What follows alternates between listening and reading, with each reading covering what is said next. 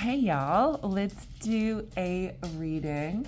Don't forget that I did full zodiac readings like a week and a half ago for all signs going into this energy. So it is timeless. So whenever you find it, you're meant to find it. But it's generally along this sort of fall to spring time period as we go into 2025.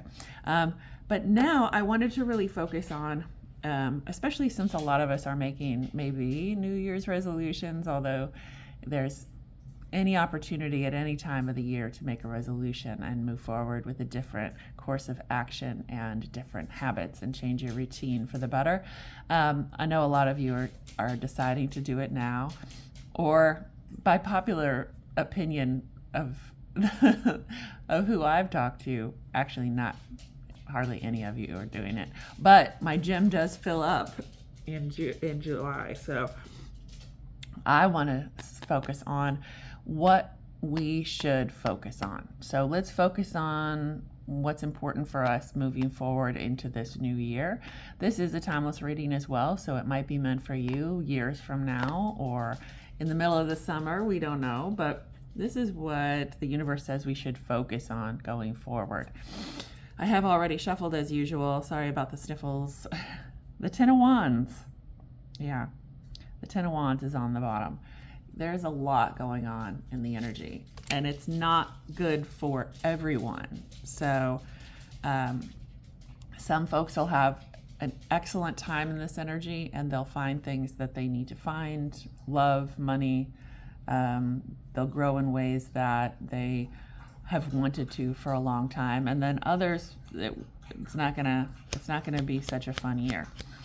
My advice would be to hang on to those people in your life who are mutable signs and take a cue from them. So hang out with your Pisces and your Gemini and your Virgo, and make sure that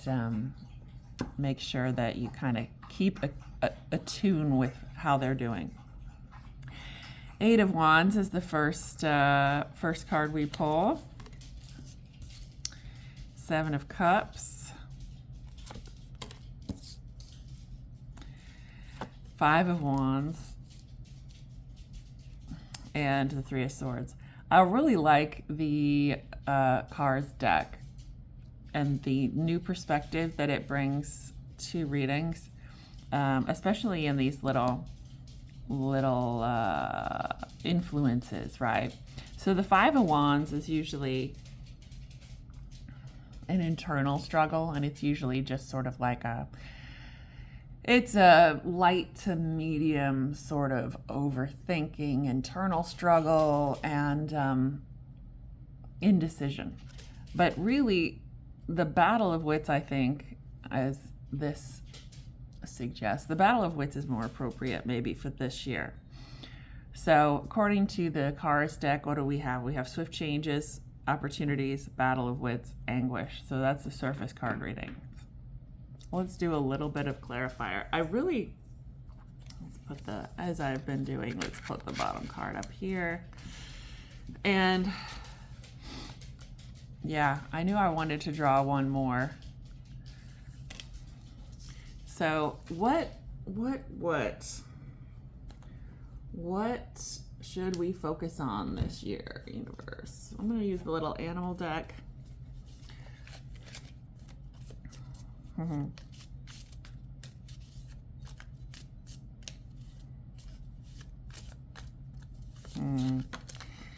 Gotta fly out. Seven of Pentacles. Shuffle that back. All right. This is kind of a lot here. Empress. It's just really, this deck never sort of flies out. She is today. Seriously, this deck never flies out, but apparently that's what we're doing right now.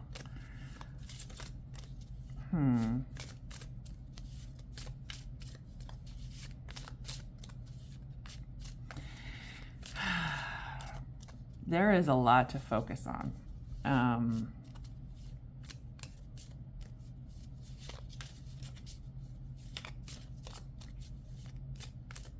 And this came up in the last reading that I did. I don't remember which one. Several of the last readings that I read. But it makes sense astrologically, and you'll probably hear this other places, but it's extremely important as we go into this next era, really, to be honest and truthful, both with yourself and with others. Even if you think you're lying out of convenience, or you're lying to get the best advantage, or you're lying to not hurt someone's feelings, or for whatever reason that you're using deception, it is not going to work out for you in the long run.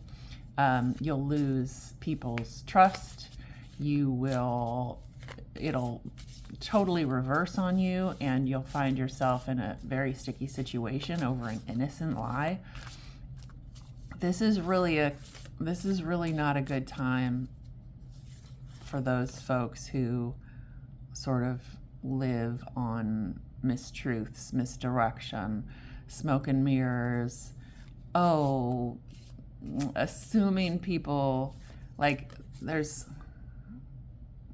don't get me wrong, like, there's a lot of you out there, and I'm not talking to you, but I'm talking about humans in general, who will sort of, especially fuckboys, let's be honest, who will not communicate fully, and then when the time comes, suddenly there's a misunderstanding. Oh my gosh, I had no idea. It sounds like we're on a different page. When they really did their best to not communicate the whole time so that they would have the most favorable outcome in the end, or the most open outcome in the end, right? That is gonna get, the karma for that and the repercussions for that type of behavior is gonna be severe and instant, even behind it, right? So karma, for one thing, karma is not linear. I hate to tell y'all that, who are maybe thinking that it should be, but karma is not fucking linear. So if someone's having a rough time, I'm just the little exchange of a karmic balance, okay? If someone's having a really rough time and suddenly something goes the way that it's not supposed to go for them and their expectations, and then they either lie about it, or it turns into an argument with someone else, or it somehow changes their demeanor or gives them reason to be deceitful, or they take the low ground when things sort of mess up. That can be a karmic balance all rolled up into one. Like, that issue that they paid for happened before they made those missteps. Does that make sense? Like, the timeline can be reversed, and the timeline can be completely messed up because karma has no timeline.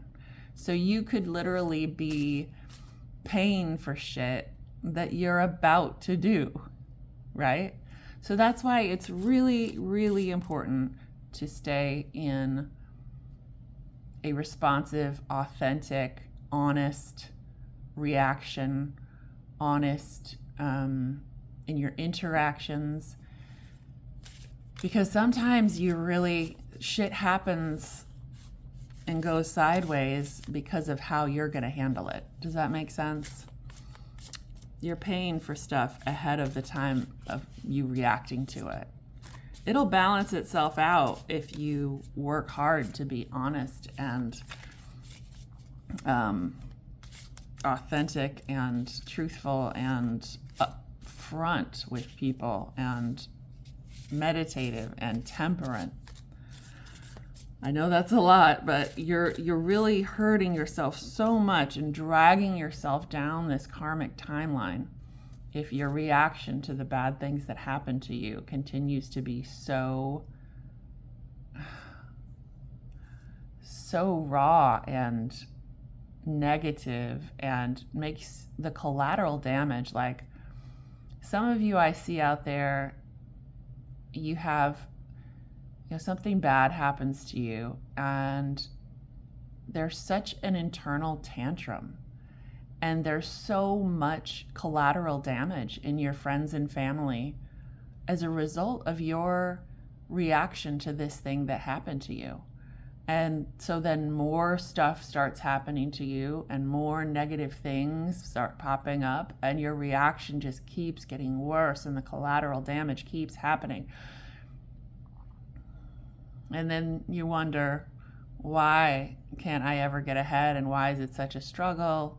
Why does everyone leave me? Why is everyone sick, passing away? Like, so much of it and the response of it, it's way more important than you think it is. Your response to these events that are happening in your life is so much more important than you think. Okay, now that I've had that little moment, we can finally draw some cards. All right, the 8 of Wands. Bottom card is the Queen of Wands. Yeah, this is a new beginning and a whole new. This is an opportunity. You might not take it, but this is an opportunity for you to have a whole new sense of self, a whole new sense of, and for others to have a whole new sense of you, a whole new, less performative, less materialistic, less performative. That's really the best word for it. It's just like all I can see in my head is like, Instagram angles, like this rented Lamborghini and like a rented hotel room for an hour, a rented airplane, like this performative aspect. And it's not going to be that brutal for all of you, but there's certain things that all of us do, right? It's much easier in this energy to start fresh and have a new beginning. So we also have the 8 of Pentacles, and we also have the 6 of Pentacles. So much opportunity for you to really change your life in this energy. So much. You can absolutely start fresh in every aspect. So focus on that. Focus on that. Change your life.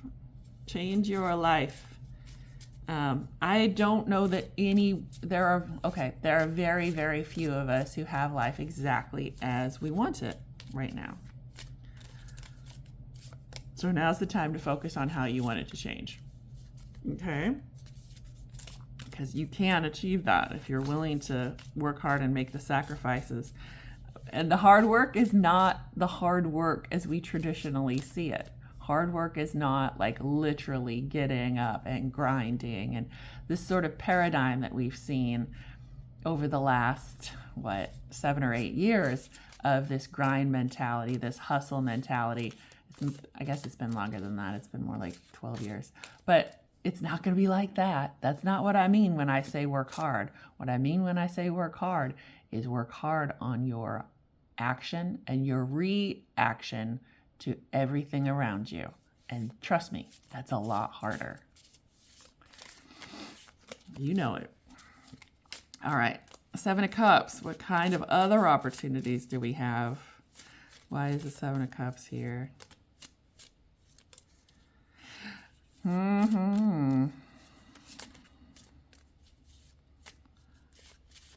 If you have ever wanted a Cutlass Supreme, please drop a like on this video. I'm not in love with this clarifier, but we have the 9 of Pentacles on the bottom. Yeah, that's why I'm not in love with it. So that's the 10 of Swords for those of you who are listening only. And then we have the 7 of Cups again. And then we have the Three of Pentacles. So basically, this is the type of energy, and this is interesting too because I've been thinking about this a lot lately. This is the type of energy where it reminds us of that little phrase of if you want what, I don't even remember the phrase now. It's in like the Lion King or something. But basically, if you go alone in this energy, you're going to struggle. You need to go with community. You need to choose the option that are community minded. You need to go in partnerships. You need to go with people. If you go alone, you will be self-sabotaging. If you make choices only, like let's say someone's offered you help with something, like a mentorship. Don't be too proud to offer or to accept that assistance. Oh, no, I've got it. Ten of Swords. Oh, no, I don't need any help. I know where I'm going. I've got this all worked out, and I just have to do it. Ten of Swords. Someone comes to you, and they say, hey, I want to work as a team. How about we study together, work together, come up with this plan together? How about we do that? Wonderful. More opportunities. Multiplying. Another Seven of Cups. The Three of Pentacles. It takes a community to get where you want to go. And what that means when, in regards to what I was just talking about over here with the Eight of Wands, it also takes a community to find your healing. So if you find someone that you feel like you can talk to in an open and honest way, but you're a little bit ashamed of what you have to say, or you're a little bit shy, or you're a little bit in your ego, break through that, do that hard work and bring them into your community to help you. There's a wealth of community wanting to help you with this. And going it alone is just going to do nothing but self-sabotage. Going with others in a collaborative way, more opportunities. Okay. And let's not forget we had the Nine of Pentacles underneath. Wow, you guys, this is really powerful reading. Okay, Five of Wands, why are we having this battle of wits?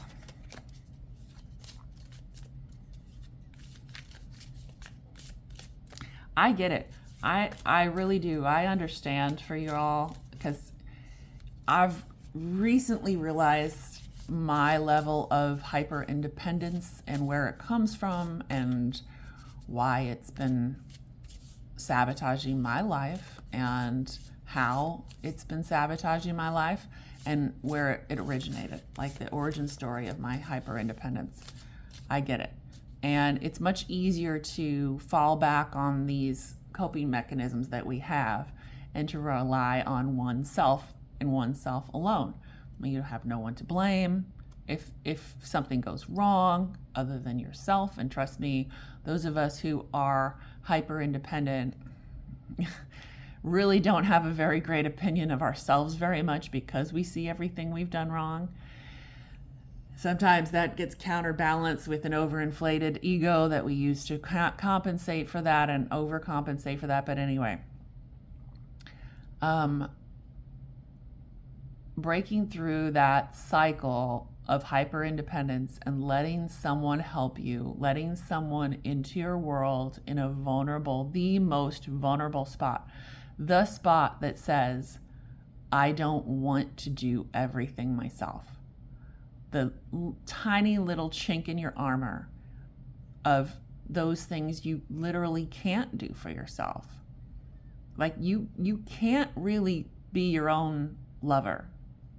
Like you can make certain things happen, but you can't be your own support system. You can't be your own lion tamer. You need influence in your life that helps you get to the next level. You can't do it all yourself. And to go through life thinking that, or acting that and believing that and making choices that only support your hyper-independence, you're missing out on a huge aspect of what it is to be human. And it's very hard. I know. It's very hard to let that go. And it is not a quick process. It's not an easy process. And it requires someone who you trust implicitly. And then sometimes you find someone you want to trust implicitly and they aren't that person. But it's all part of the process. We're all learning something. And for those of us who are hyper-independent, like I think you are, having that community support is a huge lesson for us. It makes us so much stronger. All right, so Chariot's at the bottom of the Five of Wands. Interesting. Yeah, we have the Devil. Makes sense. We have the Six of Wands. This is all about ego right here. This is all about ego. And we have the Ten of Wands. Yeah, man, there's better things out there. Literally, this is what I just talked about. This is exactly what I just talked about.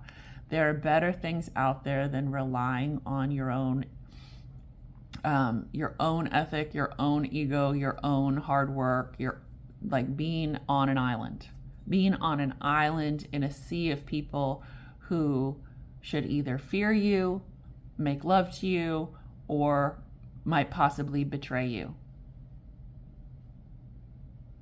There's so much more. This is just what I just said. And I only get frustrated because I feel it too. I get it. I really do. I've lived that way before. I get it.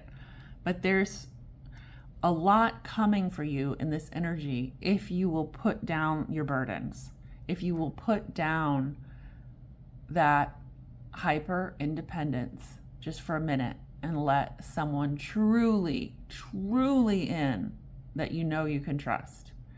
Like, tell them everything. And if that has to be a psychologist or a psychiatrist, then perfect. Find one that you can really talk to. Wait about 5 sessions so that you know you can trust them and you know that you feel comfortable around them, and then let it go, okay? This is not going to be easy, but this is what the universe is saying you need to focus on. You need to focus on letting go of these exaggerated and inflated senses of self. This I can do and will do everything for myself.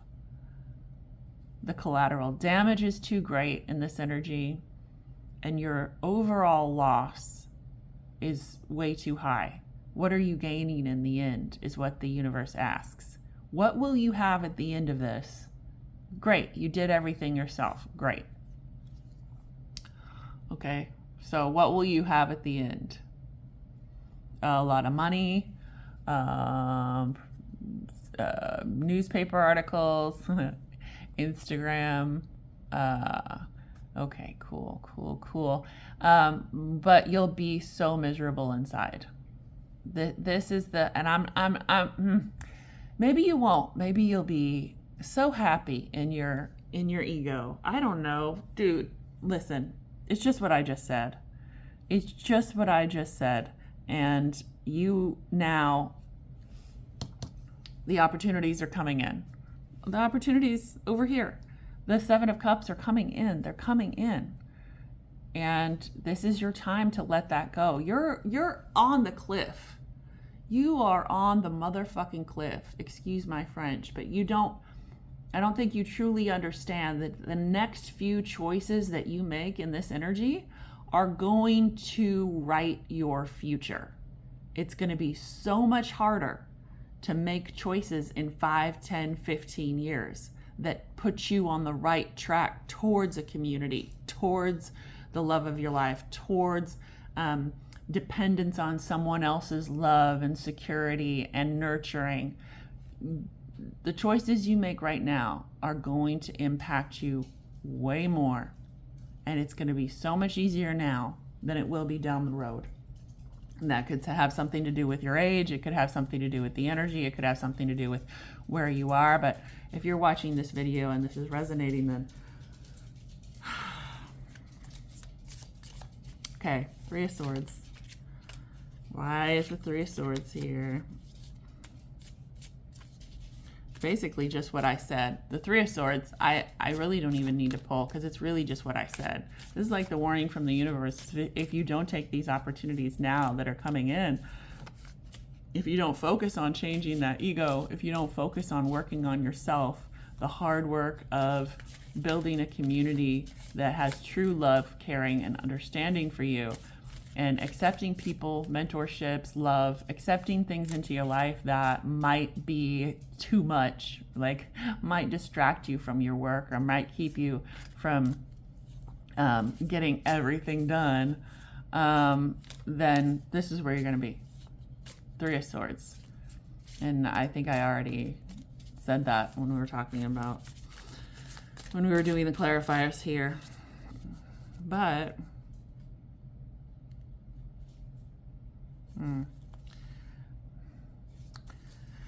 Three of Cups,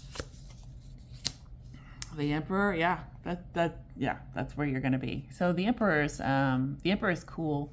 The Emperor is like, you know, if that's where you want to be. You're being in this super hyper masculine, this ruler, this ego-driven conqueror. That's what you want to be. Guess what? That's really lonely. Super lonely. The Emperor needs the Empress. The Empress doesn't necessarily need the Emperor. There she is. Remember how she flew out right away? The Emperor needs the Empress. The Empress doesn't necessarily need the Emperor, and that's just the way it is. I'm sorry. Whether you're a man or woman, this is coming up as an Emperor energy. So this hyper masculine, hyper ego-driven self. Okay, what else is there? You're gonna be miserable in that self. Yeah, Nine of Cups and Justice. One way or another, you're gonna get yours. Part of the human experience is being part of a community. And I've used that word a lot, and so I'm trying to think of how I can explain it.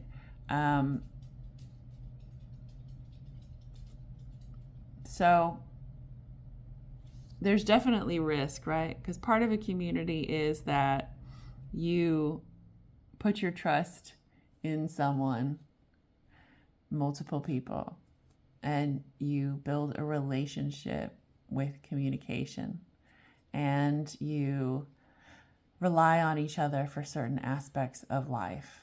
And you get sad when you hurt each other's feelings, or when there's a disagreement, or when somebody dies. And that's just the way it goes. There's no magic cure to purify a sense of community. It is sometimes raw, and it is sometimes painful, but it's the only way that we can really grow. And your community might be your family if they're healthy, and that interaction is not based in psychologically challenging dynamics, but most likely it's mentors, it's work colleagues, it's people that you found that you can connect with. And it might be slow going. It might be one at a time. And you might only find a couple of people this year, but it's worth it. Shall we poll on the Lovers just for fun? Because this is what the universe wants you to focus on. That was my question. So maybe community is just one other person for you. Maybe community is just one person that you implicitly trust. I mean, let me tell you something. Like, if you've been damaged by people in the past, especially if it's been the family that was supposed to care about you and protect you and they didn't, making the choice to implicitly trust someone is an act of faith, because it does not come naturally to those of us who have seen other things other than love, right? So making that choice, going into this place of implicit trust, is a daily practice. It's not just a choice where like, okay, I'm going to, or I feel so good about this person, I'm going to trust them completely. It's not going to be instinctual for us, those of us who have had difficult lives so far, or who have relied on ourselves for our own comfort. So what you've got to do is you've got to make that a practice. You've got to look at your behavior in relation to this person and say, is this behavior signifying that I trust them? Yes or no? Well, you might need to course correct. You might need to course correct if you find that it's not. And then alternatively, what you need to do is make a daily practice of promoting yourself as trustworthy. Make sure that they trust you implicitly too. And what are you doing? What are your actions that would maybe suggest you are trustworthy or not? And how can you course correct there? It's a learning process. This is not an instinct some of us have, where we're just like, oh, I really met this person and I just feel so at home with them. I trust them. No, because our little damaged selves and our programming from childhood or from past hurts will pop up and say, no, don't trust this person. And even maybe subconsciously we'll make choices that push them away. So, okay, I think I'm done shuffling for the lovers. It feels like I am. But I went on a little tangent because I love y'all. And if this resonates with you, then you're my people. Yeah. Especially this reading. If this reading resonates with you, you're my people. You're my tribe. This is a community in itself. Right? All right. So the bottom of the deck, we have the Wheel of Fortune under the lovers. We have the Queen of Pentacles. We have the Death card, and we have the Five of Wands. Yeah.